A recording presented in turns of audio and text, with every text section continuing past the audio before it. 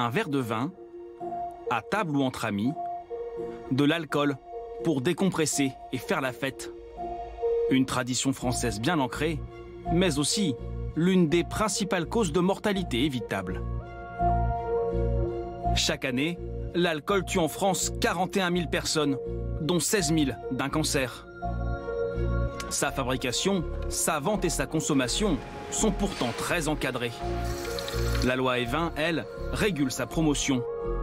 Interdiction de faire de la publicité pour l'alcool au cinéma ou à la télévision.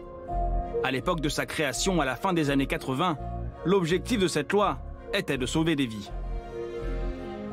Il n'est pas acceptable que plusieurs dizaines de milliers de vies par an soient abrégées parce qu'il y a une trop forte consommation de tabac ou d'alcool. Tout ça, c'est pas acceptable et il faut effectivement que les médecins soutiennent cette action. On ne peut pas parler de promotion de la sécurité, on ne peut pas dire on va diminuer l'alcoolisme routier et ses conséquences et en même temps promouvoir auprès des jeunes à la télévision la vente de la bière.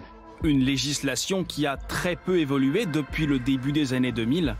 Aujourd'hui, en France comme en Europe, il est question de mieux signaler la dangerosité de l'alcool.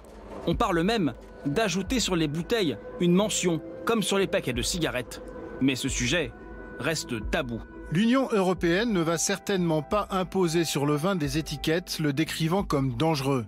Cela n'arrivera pas. Le vin fait partie de notre style de vie. Un projet d'autant plus difficile à faire entendre en France, le pays du vin. 4,2 milliards de litres de vin, c'est le total de la production française, deuxième producteur mondial derrière l'Italie. En France, on met le vin en bouteille, mais on en débouche aussi près de 4 milliards de bouteilles consommées par an, soit 40 litres par personne. C'est beaucoup, mais moins que dans les années 70, où on en consommait plus du double.